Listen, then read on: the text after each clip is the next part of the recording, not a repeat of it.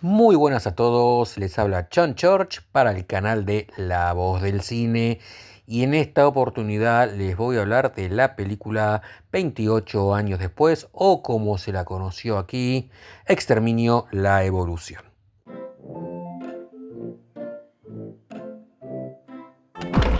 Wait, sit here.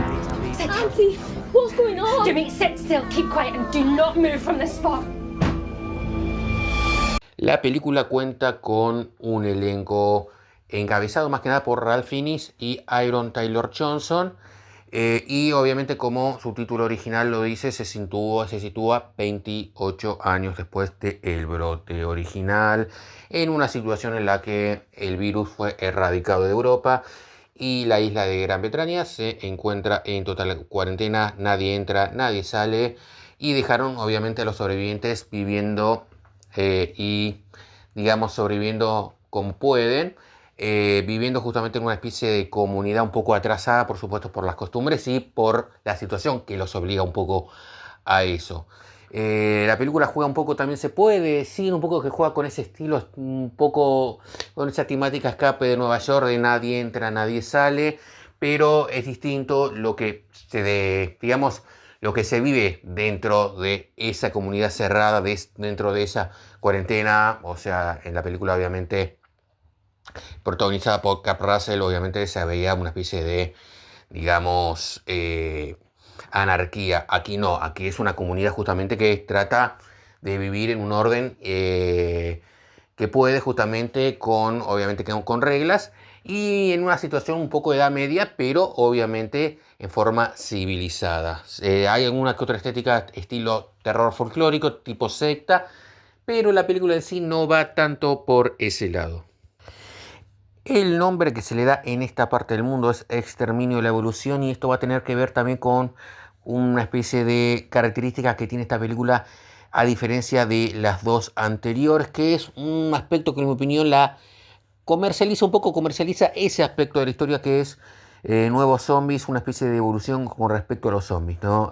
Algo tipo Left 4 Dead, videojuego Left 4 Dead, o incluso la película Soy Leyenda, distintos tipos de zombies que no se veían justamente en las dos primeras películas. En las dos primeras películas simplemente eran infectados con rabia, que era cuestión de esperar a que se mueran de hambre y listo, no había mucho más, en ese sentido había mucho más simpleza, mientras que aquí se le da este aspecto que en mi opinión, lo vuelvo a decir, se puede decir que comercializa un poquito la historia, pero solamente en ese aspecto. En otros aspectos yo diría que se puede decir que es la menos comercial, la menos blockbuster de las tres películas. Es una película mucho más, digamos, indie, mucho menos comercial, donde se ve mucho, obviamente, la mano de Danny Boyle. Danny Boyle justamente regresa luego de haber producido la segunda película, pero no haberla dirigido. Aquí vuelve y se nota mucho la mano de él, más que nada en respecto siempre a la imagen y la fotografía. Un aspecto que a mí sí me llama la atención es la ausencia.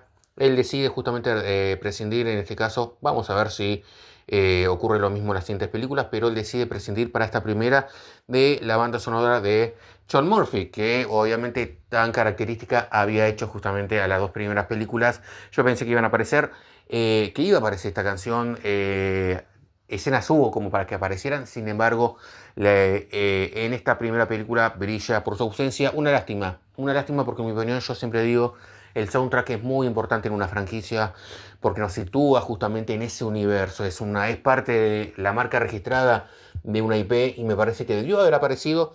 Por algún motivo justamente Danny Boyle decide prescindir de este soundtrack. Se escucha así una de las canciones que vemos en la película 28 días después, y tiene un cierre muy similar. Ahí sí podemos decir que tenemos una especie de referencia respecto a la primera película, a cómo cierra la primera película, y digamos que ahí sí digamos, introduce un poco en ese universo y nos recuerda que estamos en una película de esa IP perteneciente a esa franquicia. A ver, por el resto, por momentos me da la sensación de estar viendo una película dirigida por Danny Boyle, del mismo género, del mismo subgénero, pero que no necesariamente eh, pertenece a esta saga. Por momentos sí, por momentos no. Particularmente me parece la película menos comercial de todas. Por momentos a mí me parece un poco pesada. Realmente yo, directamente desde mi punto de vista, mi opinión, es que la más floja de las tres hasta ahora, no solo de las tres, yo podría llegar a decir incluso la película que menos me gustó, no solamente de las tres, de esta saga, sino también del director. Me parece que Danny Boyle ha hecho cosas un poquito mejores. En este caso, mucho esta película no me gustó, lo vuelvo a decir.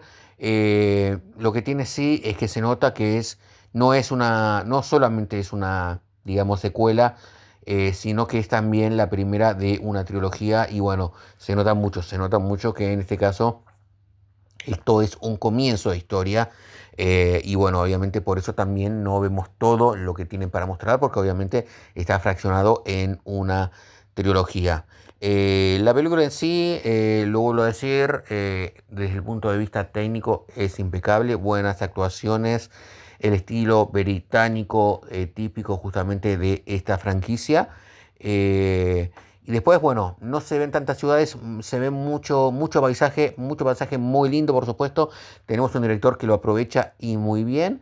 Y este caso obviamente no es la excepción, realmente muy lindo. Hay una escena incluso donde se ven una especie de aurora boreal. Realmente en ese sentido la película es linda, tiene esos momentos. Pero me parece que en otros momentos, por otro lado, puede llegar a ser un poquito más tediosa, un poquito más aburrida, entre comillas. Tiene sus momentos, pero por momentos parece que levanta con algunos diálogos divertidos y por momentos vuelve a volverse tediosa. En mi opinión, lo vuelvo a decir, no es la mejor película de Danny Boyle, no es la mejor película de esta franquicia, pero bueno, es el comienzo de una trilogía. Es una película que tardó mucho en hacerse. Se pensó por momentos que no se iba a hacer más una continuación de esta franquicia, porque pasaron muchos años y parecía que realmente esto no iba a suceder. Sucedió, y de la mano de Danny Boyle. Vamos a ver, Danny Boyle no va a estar en la segunda película.